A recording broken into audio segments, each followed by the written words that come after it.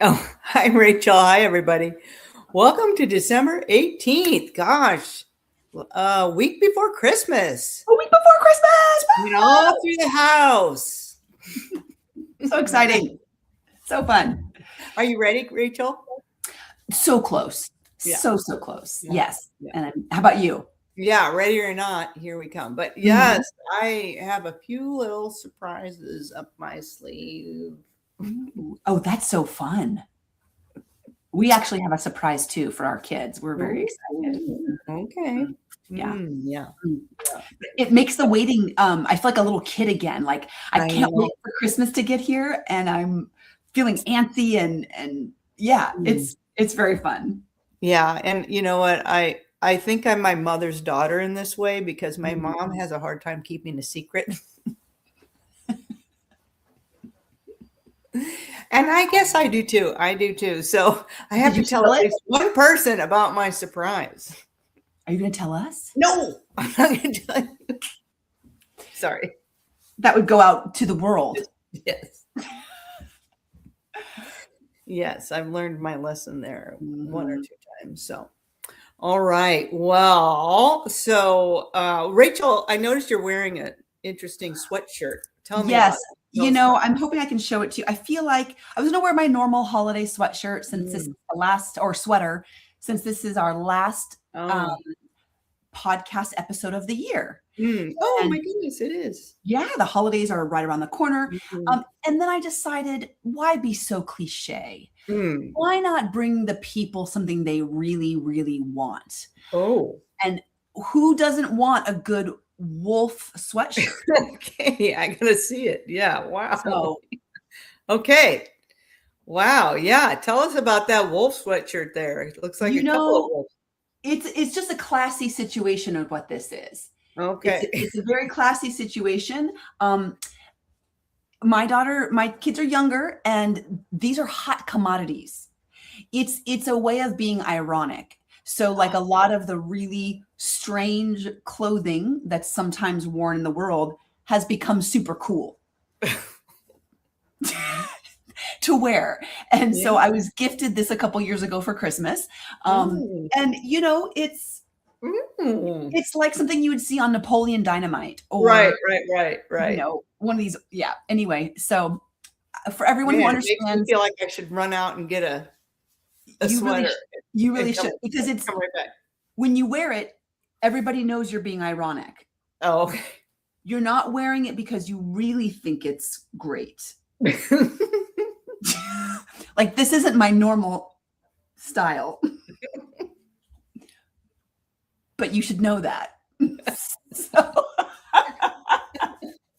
anyway, I hope that brings you a little bit of joy and a little bit of giggle. I hope everybody's. It was good. Very good. I know exactly the sweater that I would wear, but I'm worried that it would hurt somebody's feelings.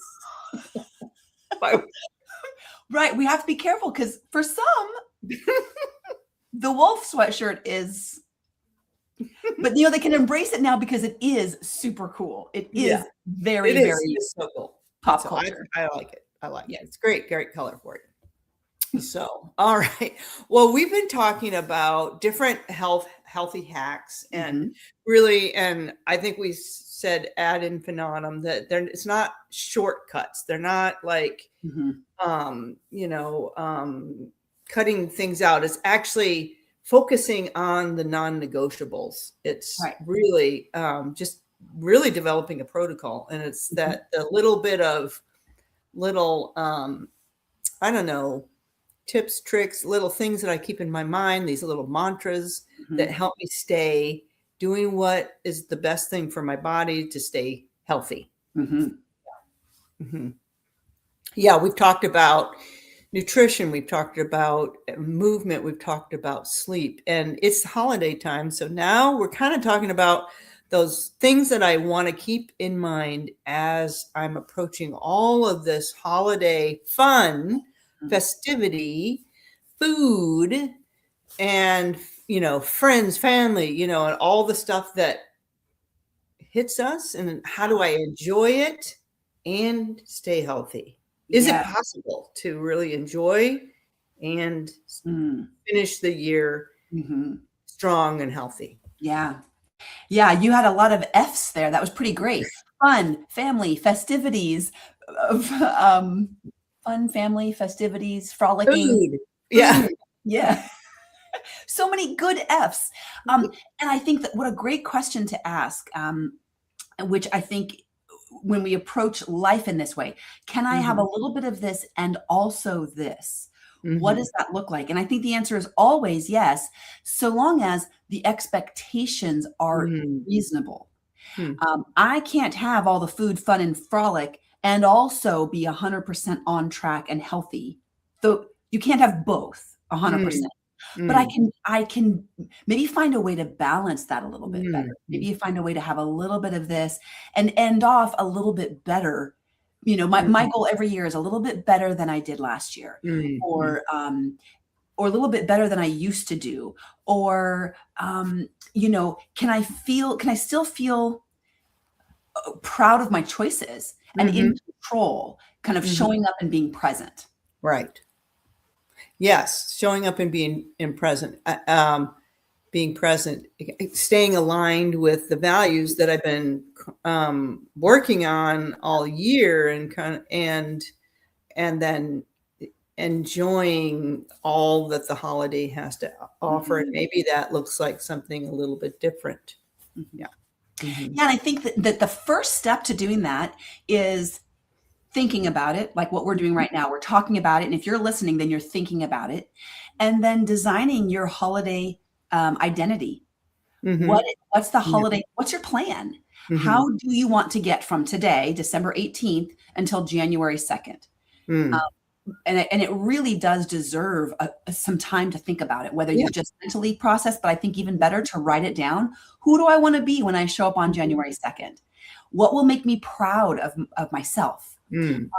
What are the things that are life-giving that I want to make sure I do? What typically is life-draining or is kind of harmful or no longer serving me that I can let go of? Yeah. What are the things, like, what are the must-haves? You know, if you think about, if you're doing a cookie exchange and there's 75 cookies on that table, not all 75 of them are great or even that you care about. There might be like one or two. Right. So really kind of coming in with blinders to what do I really care about? Is that one piece of pie? Is that one kind of candy? And then letting all of the rest just be background noise. So what's the identity? How do you want to show up? And that will give you that mantra, that hack, because you're walking around now with this hat on, or with this like superhero cape, or like your own special sweatshirt that, you know, in your mind says, this is who I am. This is how I'm showing up. And it can really empower and inform that presence, that showing up. Yeah, that's so good. How do I want to show up for myself, for the other people in the room? Yeah. Yeah. And why, I guess, you know, add to that the why. What do I want? And add some value to it. Why is this important to me? Why does it matter? What would happen if I didn't? What happens if I just throw caution to the wind, say, forget it, I'll show up, I'll start again on January 12th? What would happen? And so, you know, you're kind of building some value around that. Yeah, I'm kind of thinking into, telling myself a few scenarios, and then choosing the scenario that I want. Yeah. Right. Choosing it, envisioning it, and then choosing it. And, you know, every time we do this and we show up for the next version of ourselves, it empowers us to keep being able to do that, to give us the confidence to know I have what it takes to make some hard choices, to choose more wisely or choose better for myself in a way that's going to feel good. And then that next version of me gets to benefit from it. And I can't tell you how often the today version of me goes, oh, thank you, yesterday version of me. I'm so glad you did that, you know? And it's like, oh, thanks so much. That was really hard. I know that was really hard. And you even had an internal battle and you won it 85% of it. So that was great. Good job, you know? And then it feels empowering to keep going. Keep going. Yeah.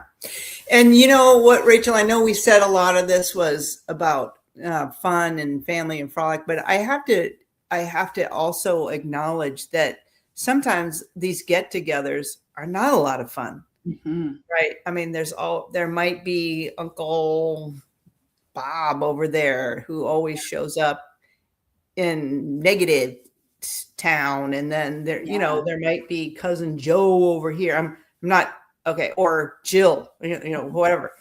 Um, and I might not be looking forward Mhm. to this gathering, whether it's family or coworkers or whatever, Mhm. and because of what I think I'm going to face there. So that's another time where I might be able to think through Mhm. and decide. Well, and the other thing is that then that kind of whatever challenging interaction might drive me to, eat a few more cookies on that table, Mhm. right? Yeah.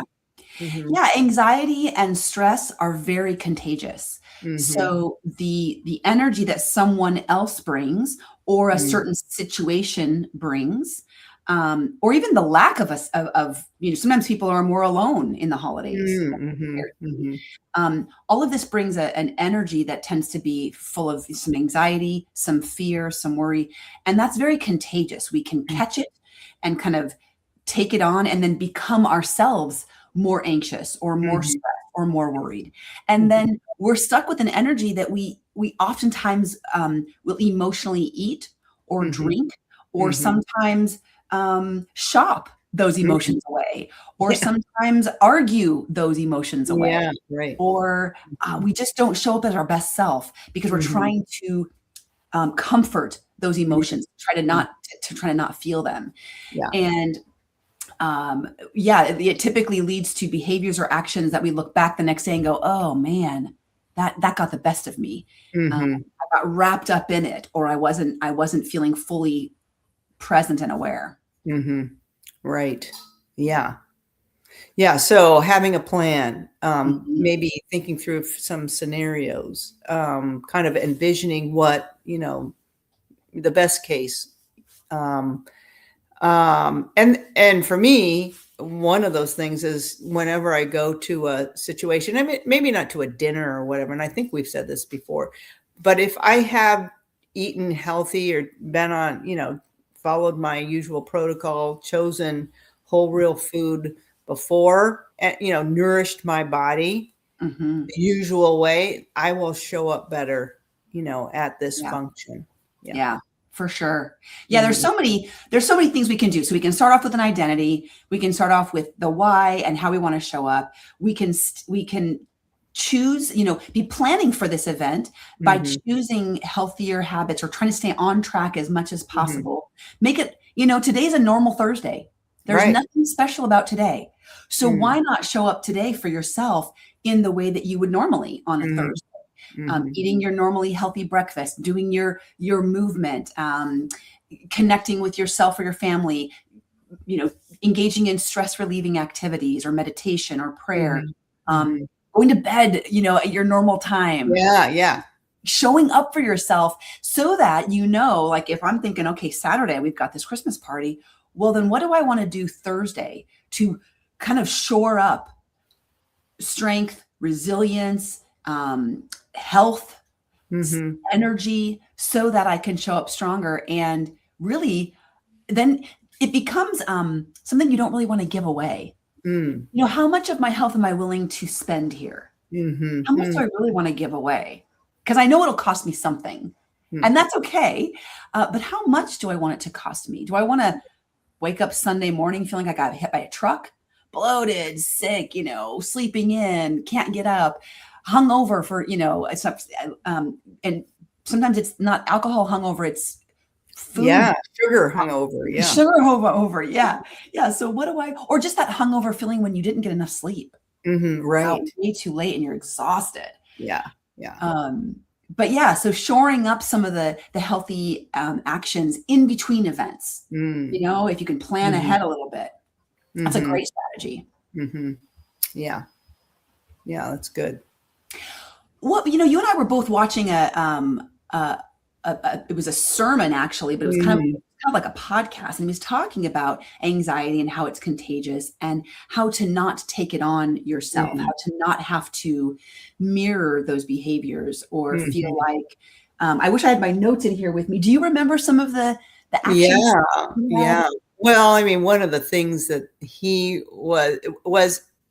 really brought out was to try to understand and stay curious. He talked about curiosity Yeah. and ask, try to be aware of things that are false needs versus true needs. Yes, that's what Yeah. it was. False Thank needs you. versus true needs. Yeah.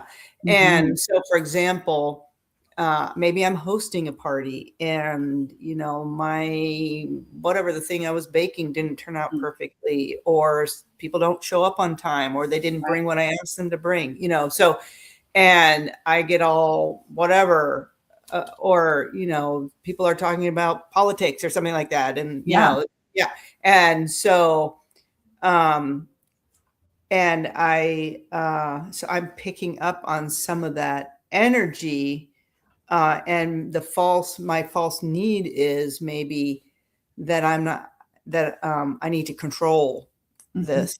So the party, Yeah. the story I'm telling myself is that I'm in control. Mhm. Yeah, and that's maybe a false need that I have, to be in Yeah. control of every scenario, every situation, every conversation. Mhm. Yeah. Yeah, and how freeing to just Mhm. catch yourself or recognize that's what you're doing and saying, "I don't have to control everything. It's Mhm. okay. I'm gonna Mhm. be okay. This is gonna be okay. Mhm. I am not in control." That's a false belief, and Mhm. it's a false need, and I actually am not in control. I don't Yeah. actually have control over anything. So it's kind of a lie I'm telling myself, and it's setting me up for failure. It's Yeah. setting me up to feel like a perfectionist or, full of anxiety or angst, Mhm. or I'm showing Mhm. up without love in the way that Mm. I wanted to because I'm feeling Mm. this need to control. I was just trying to look up the other, I know there was control was one of the false needs, Mhm, mhm. being a Perfection was one of them. perfectionism, Yeah, um, being, yeah, needed, or, um, always here, like people I have pleasing. people pleasing, yeah. Yeah, people pleasing and that need to rescue others, to Yeah, feel, the need to feel needed. right. Knowing the answer, knowing Mm, the answer all the that's time, having to, yeah, know you everything. Yeah, or the wow, need of for approval. Yeah. need of approval. Yeah, so it's Mm. control. List them off again for us. Yeah, so it was control, perfection, knowing the answer, being there for everyone, and approval. And approval. Yeah, Mm, mm, false needs. Yeah. false needs. And Mhm. we all show up with some of those some of the time, but there are Mhm. probably specific ones that stick out to you that Mhm. ring a bell like, "Ooh, that's kinda how I end up showing up." And Mhm. when we present ourselves in any kind of a situation leading from these false needs, we pick up on the anxiety. We join in on the anxiety and the stress of the situation rather Mhm. than showing up from a sense of, "Who am I?" Mhm. Grounded in your identity, grounded Mhm. in who you are, how you wanna show up, um, Mhm. choosing reactions, choosing Mhm. to be curious about the other Mhm. person and just hear or be a good listener, searching to understand first rather than to being understood, Mhm. um, Mhm. and suddenly you don't have any skin in the game. Mm. Know that it's freeing you from having to do these things. Right. Yeah. Yeah, it reminds me of a phrase that kinda is rolling over and over in my mind. And it's on the tip of my tongue. It's coming to me. It's my do I have a treasured outcome? And maybe Mm, if I show up without, maybe the treasured outcome is that I'm at peace at the beginning of the party and at the end of the party. ooh. I love that idea. So you're choosing ahead of time, what is my most treasured outcome?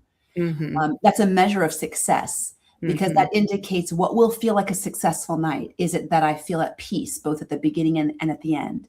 Or is it that I have felt like I've shown love Mm. to most or all of the people present, and Mhm. that I've had a connection point, or Mhm. I've talked with at least one person and caught up with someone I don't know very well, or, Mhm. you can have a specific Mhm. treasured outcome, and wow, that releases so much Mm. other noise. Mhm.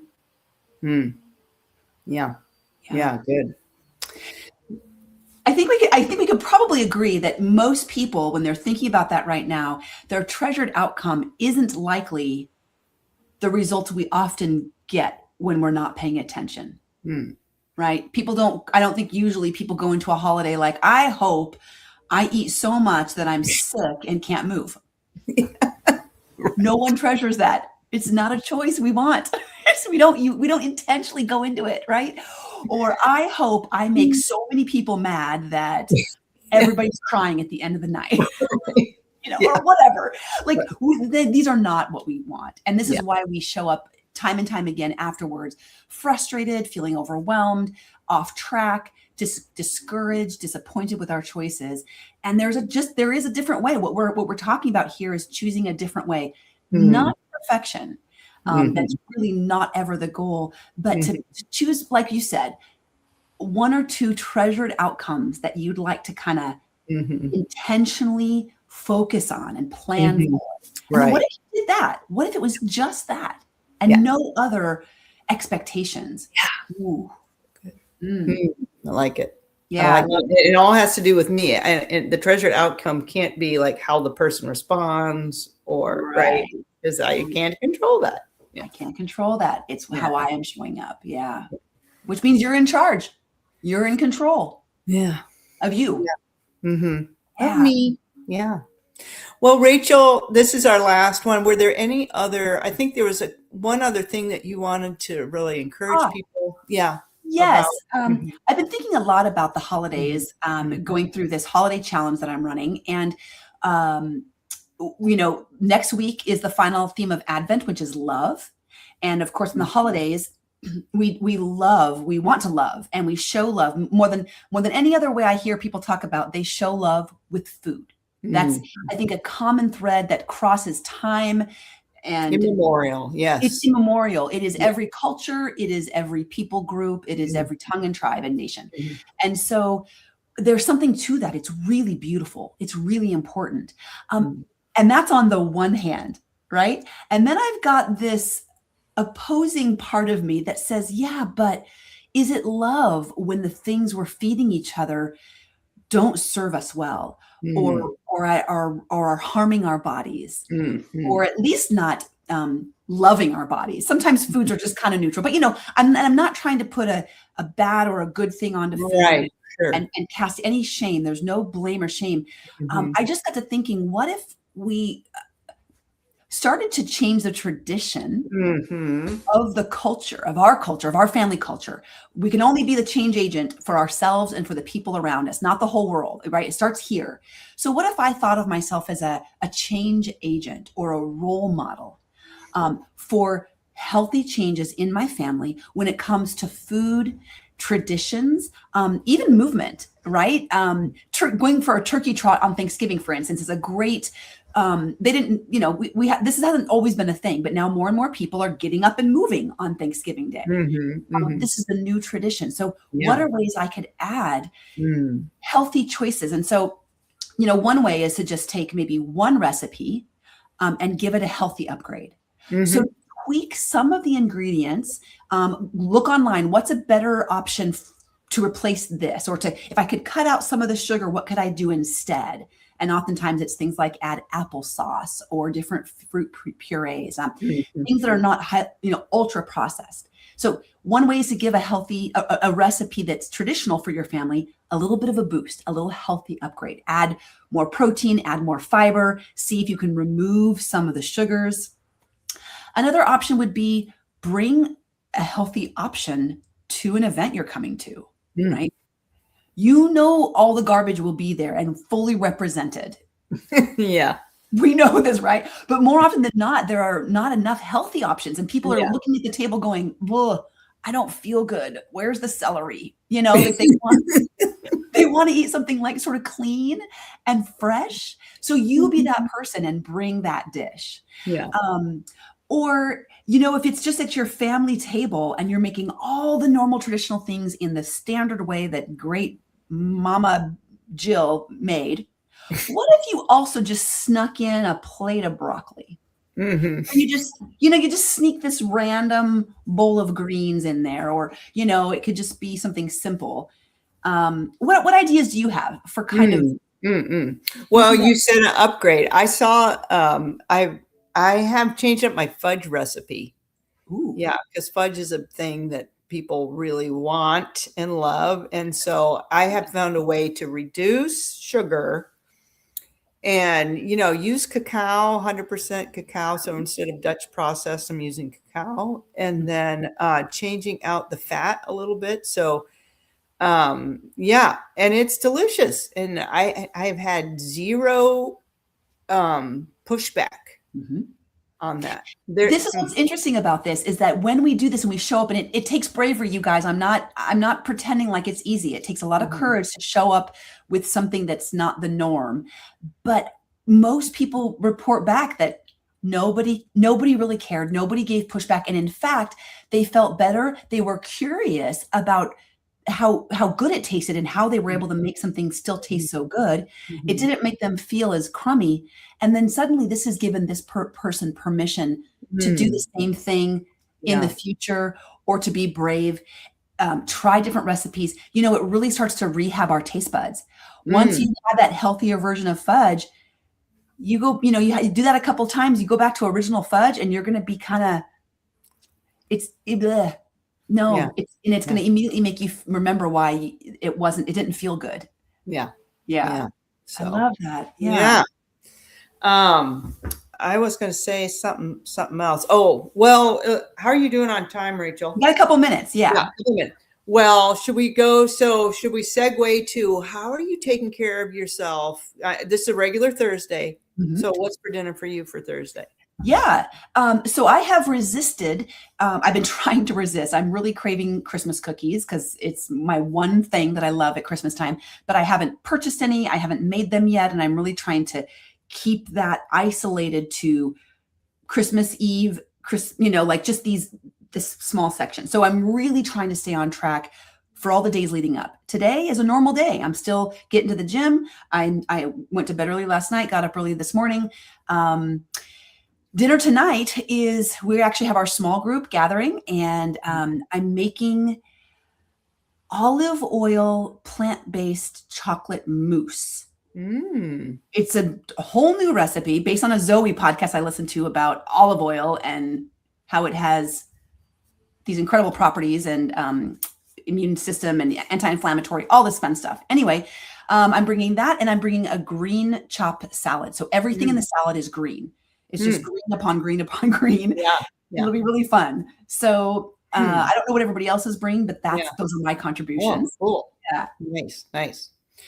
Yes. And I am, I don't know. I think we mentioned last week that I was fasting for a colonoscopy. So now, based on a Zoe podcast, we love our Zoe.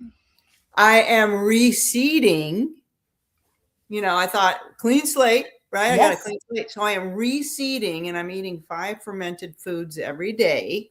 Wow. Yes. And then I'm getting in those polyphenols from, colorful plants, and then, and fiber, of course. And then I'm getting in, resistant starch. So I am creating my dinner around those 4 things, the 5 ferments, polyphenols, which come with fiber, and resist some kind of resistant starch, like a sweet potato that I've cooked and cooled or something like that. Eating my son's, this is a triple whammy because it has a high fiber fermented sourdough that I've frozen. So I'm getting the ferment, I'm getting the fiber, and I'm getting the resistant starch.